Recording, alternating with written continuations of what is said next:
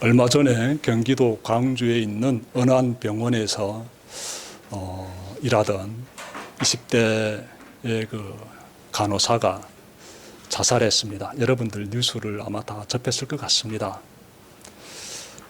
뉴스를 통해서 좀 상황을 좀 제가 조금 알게 되었고, 또 인터넷에 들어가서 어떤 일이 있었는지 좀 찾아봤습니다.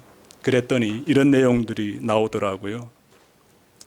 왜 자살했느냐 보니까 직장 동료들의 반복적인 폭언과 그리고 부당한 대우 등 지속적인 괴롭힘 때문이었다라고 합니다. 저는 지속적인이라는 이 단어가 굉장히 마음에 팍 와닿더라고요. 그 사람이 얼마나 힘들었을까. 한두 번 폭언 듣는다라게 되면은 참을 수 있겠지요. 직장 동료들로부터 지속적인 이러한 폭언과 부당한 대우를 받았다라면은 그러면 이 여성이 얼마나 괴로웠을까 이렇게 생각이 들더라고요.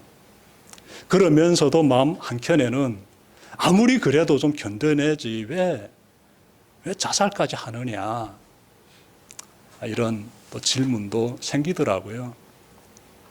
제가 다는 모르겠습니다. 왜 굳이 그분이 자살까지 했는지 이유는 모르겠지만 한 가지만큼은 알 것 같습니다. 순간순간 심리적으로 이렇게 느끼게 되는 그 고통에서 벗어나고자 그래서 자살한 것 아니겠는가 생각이 듭니다. 숨을 쉬면서 살아가는 이 삶 자체가 자신에겐 너무나 이 고통이라는 큰 쇠사슬이 나를 꽉 조여매는 것 같은 그 힘든 시간들이기 때문에 여기서 벗어나고자 그래서 자살하지 않았을까 이런 생각이 들더라고요. 여러분, 모든 사람은 존중받을 자유를 가지고 있습니다. 안 그렇습니까? 모든 인간은 하나님의 형상으로 지음받은 모든 인간에게는 존중받을 자유가 있지요. 그런데 세상을 좀 보게 되면은 그럼에도 불구하고 사회적 힘을 가진 사람들은 부하 사람들로부터 존중을 받으려고 하고, 그리고 나서 부하 직원들을 존중하는 것이 아니라 그들을 함부로 대하면서 그들의 그 존중받아야 할 자유를 침해하는 것 같습니다. 내가 회사의 사장이라든지 내가 회사의 선배라든지 그 어떤 내가 가지고 있는 힘이 있기 때문에 말단 사원에게 그리고 일을 잘 이렇게 수행하지 못하고 있는 좀 그러한 직원들에게 함부로 대하면서 그들이 존중받아야 할 그 자유를 침해하는 것 같습니다. 그것이 이 세상에서 우리가 경험하게 되는 또 하나의 부조리가 아닌가 싶습니다. 그러한 고통받는 사회적 약자들, 회사 안에서도 참 힘든 시간들을 보내는 사람들에게는요, 이러한 고통이 지속되게 되면은 극단적인 그러한 결정까지 할 수 있겠다 생각이 듭니다. 여러분, 우리 인간이 존중받을 그 자유를 굉장히 갈망합니다. 힘 있는 사람들만 그런 것이 아니라 힘이 없는 사람들도 존중받고 싶은 큰 갈망을 가지고 있어요. 왜 그럴까요? 하나님께서 우리를 창조하셨기 때문에 그렇지요. 하나님은 자유의 근원이시지요. 참 자유는 하나님 안에 있죠. 하나님이야말로 참 자유로우신 분이지요. 그분이 자신의 형상으로 인간을 창조하셨기 때문에 우리 인간의 그 내면에는 본능적으로 자유를 향한 굉장히 뜨거운 그러한 갈망이 있는 거 아니겠습니까? 그래서 사회적 약자들도 굉장히 존중받고 싶어 하지요. 그 자유를 향한 갈망 때문에 그렇다라고 보여집니다. 자유란 무엇인가 좀 살펴봤으면 좋겠습니다. 자유란 무엇인가? 19세기 영국의 철학자이자 경제학자인 존 스튜어트 밀이라는 사람이 이런 말을 했습니다. 자유에 대해서 말했는데요. 한번 제가 인용하겠습니다. 이분이 쓴 책에서 나오는데, 오직 다른 사람들의 자유를 빼앗거나 자유를 얻기 위한 다른 사람들의 노력을 가로막고자 하지 않는 한 우리 자신의 이익을 우리 자신의 방식으로 추구해 나갈 수 있는 자유만이 자유라는 이름으로 불릴 자격이 있습니다. 철학자들은 같은 말을 굉장히 베베 꽈가지고 말해요. 그래서 도대체 뭔 얘기하는지 모르겠지만 쉽게 말한다라게 되면 타인에게 피해를 주지 않는 선에서 나의 이익을 추구하는 것, 그것이 자유다라고 말하는 거예요. 공감합니까? 네. 세상에서 대체로 자유라고 말할 때 이러한 틀을 가지고 있다라고 보여집니다. 네. 타인에게 피해를 주지 않는 선에서 나의 이익을 추구하는 것, 그것이 자유다. 어쨌든 그래서 이 존 스튜어트 밀이라는 철학자가 말하고 있는 이러한 주장에 대해서 많이 공감합니다. 이 사람은 이런 말을 했습니다. 자신의 의견이나 사상을 표현할 자유를 인간은 지녀야 하며 자신의 방식으로 살아가야 할 그러한 자유도 인간이 지녀야 하며, 그리고 타인에게 피해를 주지 않는 선에서 단체를 결성할 자유도 인간은 가져야 한다라고 말했습니다. 굉장히 지당한 말들이지요. 이러한 틀들을 가지고 세상을 살펴본다라게 되면은 우리 대한민국처럼 이 정말 자유민주주의 국가들에서 이러한 자유가 잘 이렇게 형성되어 있다. 비교적 많이 보장되고 있다라고 보여집니다. 세상에서 말하는 자유란 타인에게 피해를 주지 않는 선에서 자신의 유익을 추구하는 것이다라면은 성경에서 말씀하고 있는 자유란 무엇일까요? 성경이 말씀하고 있는 자유란 무엇일까? 분명 다르겠지요. 성경이 말씀하고 있는 자유는 오직 예수 그리스도 안에서의 자유입니다. 예수 그리스도 안에 거할 때 우리가 자유를 누리게 된다라는 것인데, 좀 풀어봅시다. 예수님께서 요한복음 14장 6절에서 내가 곧 길이요 진리요 생명이니 나로 말미암지 않고는 아버지께로 올 자가 없다 이렇게 말씀하셨지요. 자, 그리고 나서 예수님께서 요한복음 14장 6절의 말씀에 이어서 우리가 또 찾아볼 말씀이 있는데 8장 32절 보게 되면은 진리를 알지니 진리가 너희를 자유롭게 한다 이렇게 말씀하셨어요. 예수님의 말씀들 우리가 가만히 살펴보니까 성경이 말씀하는 자유란 무엇인가 봤더니 구원의 진리가 되시는 예수 그리스도를 믿음으로써 우리가 하나님께 나아갈 수 있으며 하나님 안에 나아간 우리가 하나님 안에서 자유를 누리게 된다라는 것이에요. 하나님과 동행하는 자유. 그래서 이 부분에 대해서 제가 좀 세 가지로 말씀 전해드리겠습니다. 무엇인가 하면 첫째로 우리가 예수 그리스도 안에서 자유를 누린다라고 할 때 그 첫 번째는 죄로부터의 자유입니다. 죄로부터의 자유. 요한복음 8장 34절부터 36절 말씀입니다. 예수께서 대답하셨다. 내가 진정으로 진정으로 너희에게 말한다. 죄를 짓는 사람은 다 죄의 종이다. 종은 언제까지나 집에 머물러 있지 못하지만 아들은 언제까지나 머물러 있다. 그러므로 아들이 너희를 자유롭게 하면 너희는 참으로 자유롭게 될 것이다. 여기서 하고 있는 말씀은 죄로부터의 자유는 하나님의 아들이신 예수 그리스도를 통해서 많이 얻을 수 있다라는 것이지요. 죄로부터의 자유를 봤을 때 이 속에서 생명이라는 굉장히 중요한 메시지가 나오고 있습니다. 생명. 죄로부터 자유함을 얻는 사람에게 결국은 영원한 생명이 주어진다라는 것이지요. 말씀하고 있지 않습니까? 예수 믿는 사람은 결국은 하나님으로부터 죄 용서를 받게 되고, 죄 용서를 받았다는 것은 그 사람에게는 영원한 생명이 주어졌다는 것이지요. 죄로부터 자유하지 못하다라게 되면은 그 사람은 지금은 호흡하고 있지만 죽음의 그러한 상태에 머물러 있다라는 것이지요.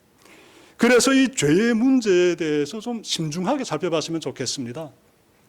신중하게, 굉장히 신중하게 한 번 듣고 마는 것이 아니라 자주 들으면서 우리가 각성했으면 좋겠습니다. 이 죄의 문제에 대해서 우리가 민감하게 반응했으면 좋겠습니다. 왜냐하면 이것이 나의 생명과 직결되기 때문에 그래요. 인간을 생명을 가진 존재로 창조하신 그 하나님 안에 거하고 그 하나님과 함께하는 그러한 존재는 죄로부터 자유함을 얻은 존재다라고 하는데, 그러므로 하나님의 생명이 그 사람 안에 거함으로써 영원한 생명을 가지고 있다라고 하는데 얼마나 중요한 주제가 되겠습니까? 그런데 이렇게 이 땅에 와서 제가 살면서 보니까 많은 사람들이 이 죄로부터의 자유에 대해서 등한시하는 것 같습니다. 중요시하지 않고 있는 것 같습니다. 정말 중요하게 생각한다라게 되면은 교회들마다 그냥 꽉꽉 사람들이 너무너무 구름같이 몰려와가지고 터질 것입니다. 그런데 그렇지 않잖아요. 죄로부터의 자유가 중요한 것이 아니고 지금 내가 삶에서 보다 더 많이 다른 사람보다 자유를 누리는 것, 육신의 자유를 누리는 것이 굉장히 나에게 중요한 주제고 민감하게 내가 반응해야 되는 주제가 된다라고 사람들은 생각하는 것 같습니다. 이 자리에 계신 여러분들은 죄의 문제에 대한 민감도를 어느 정도 가지고 있습니까? 민감도. 네. 아마도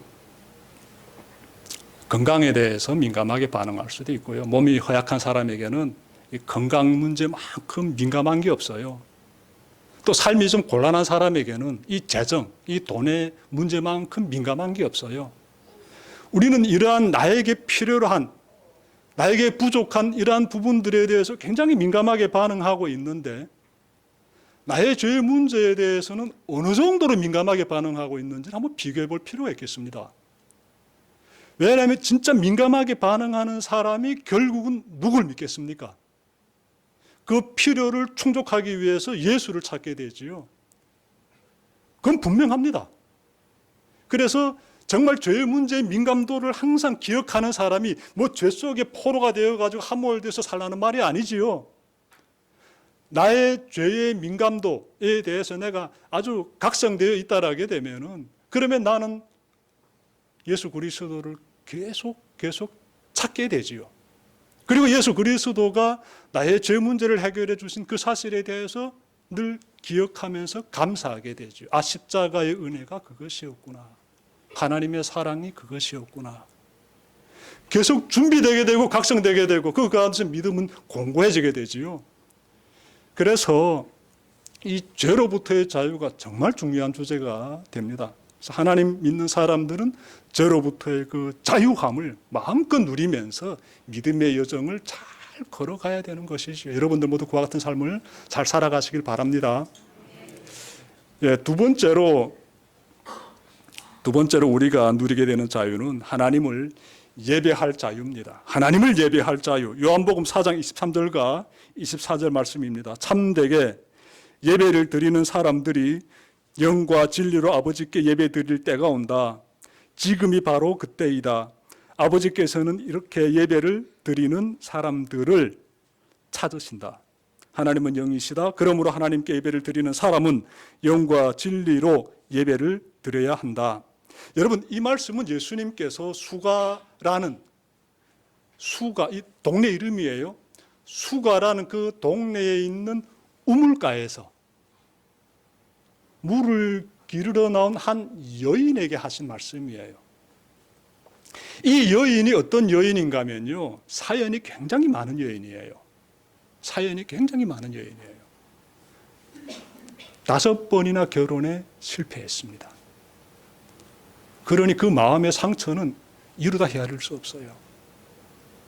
얼마나 스스로가 위축되어 있겠습니까? 네. 그러니 이 사회적 약자지요. 그리고 또 한편으로 보게 되면 사람들의 조롱의 대상이 될 수도 있습니다. 별 볼 일 없는 사람 취급을 받았겠지요. 이러한 여성이 그 우물가에 물 길어 나왔다가 예수님을 대면하게 돼요. 그때 예수님께서 이러한 말씀하셨는데 이 말씀을 왜 하셨는가 하면 여인이 예수님에게 예배에 대해서 질문했어요. 그래서 예수님께서 예배의 핵심에 대해서 말씀해 주신 거예요. 그런데 이 말씀의 내용 보니까 당신이 어느 곳에 있든지 참되게 하나님께 예배를 드린다면 하나님께서 그 예배를 받아주신다. 왜? 하나님은 영이시기 때문에. 그리고 하나님은 그런 사람을 찾으신다. 이렇게 말씀하고 있어요. 예배의 핵심이지요. 예배의 정신이지요. 이 말씀을 예수님께서 그 비천한 여인에게 딱 말씀해 주고 있습니다. 이 부분을 성경이 기록하고 있어요. 얼마나 감사하고 놀라운 장면입니까? 우리 모두가 어떤 상황 가운데 처했다 할지라도 내 몸이 비록 감옥에 갇혀 있을지라도 내가 지금 처한 상황이 정말 세상 사람들은 이해할 수 없을 정도로 그러한 고통스러운 가운데 처했을지라도 나에게는 어떤 자유가 있다? 하나님께 예배할 자유가 있다. 바로 그 자리에서 바로 그 고통을 뒤집어 쓴 그 마음의 상태 가운데서 내가 하나님을 향하여서 예배를 드린다라게 되면은 그 하나님께서 찾아오셔서 함께 하신다는 거예요. 그 예배를 받아주신다는 거예요. 왜? 우리는 그렇게 예배할 자유를 지닌 존재들이기 때문에 그렇습니다. 다니엘서 3장 보게 되면 목숨을 걸고 예배할 자유를 만끽한 그 사람들이 나오더라고요. 유대인들인데 포로로 끌려간 3명의 유대인들인데 내용을 간단히 말씀드리면 바벨론 왕인 느부갓네살이 높이가 30m나 되고 폭이 3m나 되는 금으로 된 큰 신상을 만들었어요. 그리고 이 나라의 모든 관리들은 다 그 신상 앞에 나와서 엎드려 절을 해라, 경배해라라고 지시했습니다. 누가? 느부갓네살 왕이. 그런데 조건이 있어요. 경배하지 않는 자는 불 속에 던짐을 받게 돼요. 그래서 모두가 다 그 신상 앞에서 절하는데 이 유대인 3명, 이스라엘 백성 3명, 포로로 끌려간 정말 별 볼일 없는 사람, 이 3명은요, 절하지 않고 하나님만을 딱 경배합니다. 왕의 심정이 어땠을까요? 분노했다라고 해요. 성경 보게 되면 왕이 분노했다라고 해요. 그래서 저자들을 불 속에 던져 넣어라. 활활 타오른 불 속에 3사람이 던짐을 받게 되죠. 그럼 그 사람이 그 속에서 고통 가운데서 죽게 되죠. 근데 하나님께서 개입하십니다. 그 사람들 조금도 거슬리지 않도록 지켜주십니다. 불 속에서 이 3사람이 살아서 예전처럼 그냥 똑같은 상황 가운데서 그렇게 생존하는 그 모습을 바라본 느부갓네살 왕이 저들을 끌어내랍니다. 다시 나오라고 해요. 그래서 이 사람들이 왕이 자신들을 부르기 때문에 제발로 걸어서 나옵니다. 그때 느부갓네살 왕이 이스라엘 백성이 믿는 그 하나님이 진짜 하나님이라고 고백하지요. 전 이러한 장면을 보면서 어떤 생각이 드는가 하면 정말 삶이 편안할 때 하나님께 예배드리는 것, 이건 당연한 것이지요. 하지만 저 포로지에서 그 엄혹한 상황 가운데서 결코 굴하지 않고 하나님만을 예배하는 저 훌륭하고 위대한 사람들, 저들과 또한 함께 하시는 하나님, 그 모습을 마음에 잘 새겼으면 좋겠습니다. 그때 우리가 깨닫게 되는 것은 우리도 저들처럼 어떤 상황에서도 무엇을 예배할 자유를 반드시 누려야 한다. 어떤 상황 가운데서도 세상에 아무리 나를 얽어맬지라도 그럴지라도 거기에 굴복당하는 것이 아니라 하나님을 예배할 자유를 그때 그 순간에 꼭 누려야 된다. 이런 생각을 가지게 되죠. 안 그렇습니까, 여러분들? 네. 저 이 자리에 나오신 여러분들을 진심으로 존중합니다. 진심으로. 왜냐하면 여러분들은 예배할 그 자유를 누리고 계시기 때문에 그렇습니다. 네. 저도 이렇게 대한민국 와서 20년 넘게 살았지만요. 지금 들어 많은 생각을 하고 있습니다. 지금 들어가지고. 제가 대한민국 사회가 어느 만큼 긴장된 가운데서 살아가는지를 거의 모르고 살았더라고요. 그냥 교회에서 그냥 왔다 갔다 하면서 신학대학에서 또 그러니까 신학대학에서 9년 공부하고 교회에서 지금 제가 거의 20년 가까이 일하고 있지 않습니까? 영락교회에서 한 7년 있었고 교회 개척해서 14년째. 그러니 지금 이 성도들이 세상에서 어떻게 살아가고 있는지 제가 알면 어느 마이 알겠습니까? 한국 사회가 지금 얼마나 긴장된 가운데 있는지 저는 감을 잡을 수가 없었지요. 그런데 이번에 제가 현장에서 일하면서 막 사람들과 부딪혀도 보고 좀 모욕적인 언어도 들으면서 그리고 사회에서 사람들이 얼마나 힘들게 살아가고 있는지 이 사람들이 일하고 있는 삶의 현장을 경험하면서 굉장히 많은 걸 내가 좀 깨닫고 있습니다. 이 자리 가운데 아마 어떤 분들은 몇 시간 전까지 현장에서 일한 분들도 있습니다. 그러면 집에서 주무셔야지요. 밤새 일했는데. 근데 몇십 킬로를 운전해가지고 예배 드리러 왔지요. 삶이 힘들고 참 고단하고 긴장되어서 한 주 동안 정말 그 가운데서 삶을 살았기 때문에 모처럼 다가온 주말이게 되면 좀 쉬어야 되지 않습니까? 그럼에도 여러분들께서 예배 드려야 된다면서 나는 예배를 드릴 수 있는 그 자유를 지냈다. 그 자유를 행사하면서 여러분들이 나오셨기 때문에 제가 진심으로 존중합니다. 여러분의 그러한 예배자의 그 모습을 통해서 우리 하나님께서 정말 크게 기뻐하시고 하늘에 복을 내려주시고 영광 받아주시길 바랍니다. 여러분들이 지금 이 삶을 앞으로도 계속해서 잘 이어가시길 바랍니다. 자, 마지막으로 우리가 누리게 되는 자유는 섬김의 자유입니다. 섬김의 자유. 갈라디아서 5장 13절에서 바울이 이렇게 말합니다. 형제자매 여러분, 하나님께서는 여러분을 부르셔서 자유를 누리게 하셨습니다. 그러나 여러분은 그 자유를 육체의 욕망을 만족시키는 구실로 삼지 말고 사랑으로 서로 섬기십시오. 정말 이 말씀이 굉장히 진짜 우리 영혼에 팍 파고들지 않습니까? 사도 바울이 어떤 말씀하고 있습니까? 당신들 자유인이 됐어. 주님 안에서. 근데 그 자유를 가지고 나의 육신의 만족을 위해서 사용하지 말고 다른 사람을 섬기라. 이 원어를 보게 되면 종처럼 열심히 힘을 다해서 최선을 다해서 타인을 섬기라라는 의미를 가지고 있습니다. 여러분, 예수님의 은혜로 자유함을 얻은 사람들은 그 자유를 다른 사람을 섬기는데 사용하지요. 그런데 우리 좀 생각해 봅시다. 사실 이 훌륭한 본을 보여주신 분이 예수님이시더라고요. 그분이 스스로 자신의 자유를 어떻게 사용하시는가 봤더니 다른 사람들을 위해서 깡그리 다 사용하시지 않았습니까? 십자가가 그것을 우리에게 설명해 주고 있지요. 강요가 아니지 않습니까? 예수님 자신이 가지고 있는 그 자유를 100% 사용하셔서 그분 스스로가 그 길을 향해서 걸어가시지 않습니까? 복음서가 그 부분에 대해서 우리에게 정말 명확하게 말씀해 주고 있지요.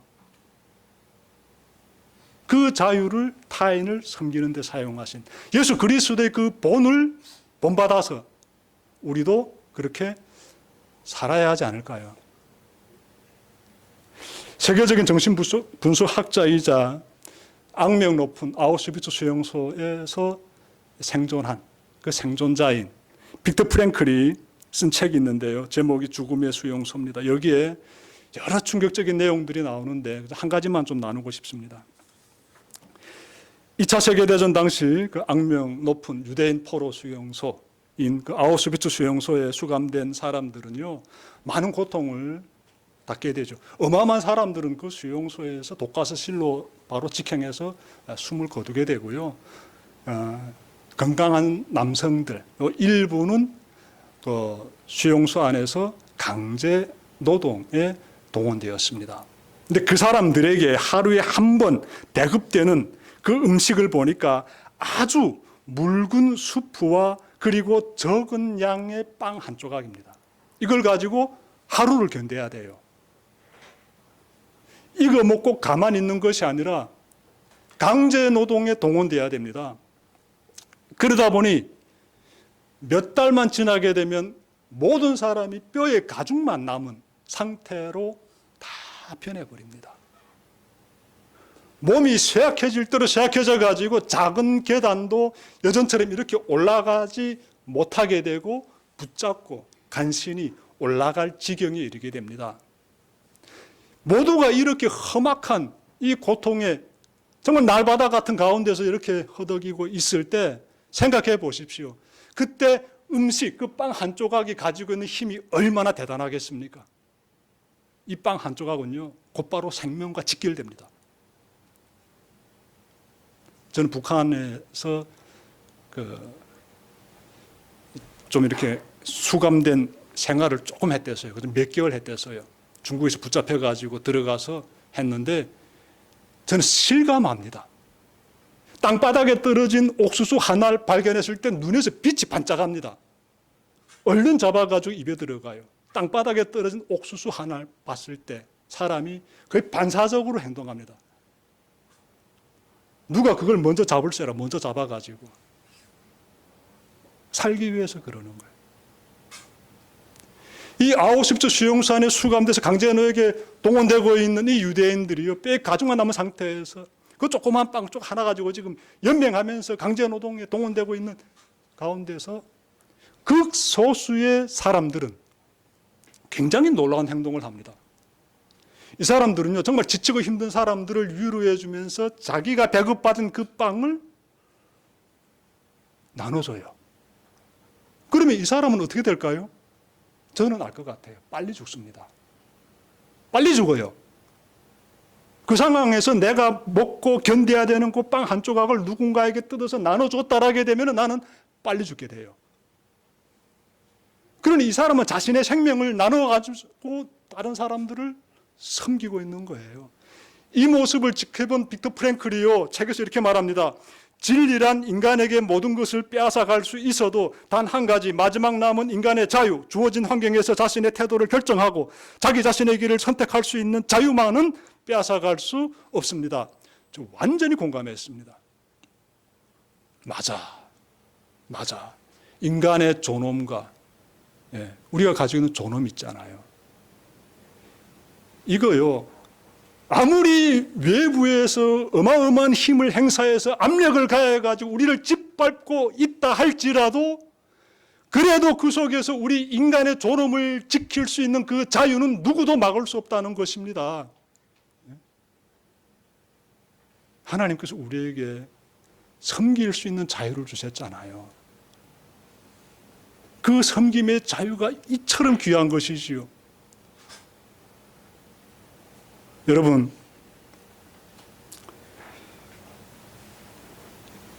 우리 대성교회 교우들의 삶을 쭉 보게 되면 만만치 않습니다. 여러 사정들도 있겠지만 그 어려운 가운데서도 살아가고 계시는데, 이 세상의 이러한 상황을 보면서 우리가 좀 아무리 내가 힘들어도 나의 자유, 그것은 어려운 자를 섬길 수 있는 자유, 그 자유를 실천할 때 나의 하나님의 자녀됨의 그 존귀함이 빛을 뿌린다는 사실 항상 잊지 말았으면 좋겠습니다. 전 이 자리에 함께 하신 온누리교회 갈렙 다락방 우리 성도님들 보면서 감사해요. 정말 감사합니다. 우리 교회가 참 어려운 가운데 처해 있는데 여러분들께서 이렇게 힘주시기 위해서 이 협소한 공간으로 늘 찾아와 주셔서 힘이 되어 주시고 이 섬김의 자유를 이렇게 아름답게 우리에게 경험시켜 주셔서 진심으로 교회를 대표해서 감사를 드립니다. 하나님께서 늘 여러분들 가운데 충만하게 역사해 주시기를 또한 바랍니다. 말씀 마치려고 합니다. 오늘은 하나님과 동행하는 사람이 누리는 자유에 대해서 전해드렸습니다. 우리 기억합시다. 자유의 근원이 되시는 창조주 하나님에 의해 우리 모두는 자유를 누리는 자유로운 존재로 창조되었습니다. 나만의 자유를 누리는 것이 아니라 어려운 사람들의 자유도 충분히 누릴 수 있도록 힘을 다해주는 여러분들 되시길 바랍니다. 우리가 누리는 자유를 세 가지로 말씀드렸어요. 하나는 죄로부터의 자유이며, 다음은 어떤 상황에서도 하나님만을 예배하는 자유이며, 끝으로 정말 아무리 삶이 고단하고 긴장되고 힘들지라도 그럴지라도 어려운 사람들을 섬기는 그런 자유였어요. 이 자유로운 삶을 새로운 한 주도 잘 누리면서 하나님과 동행하는 여러분들 되시길 바랍니다. 기도드립시다.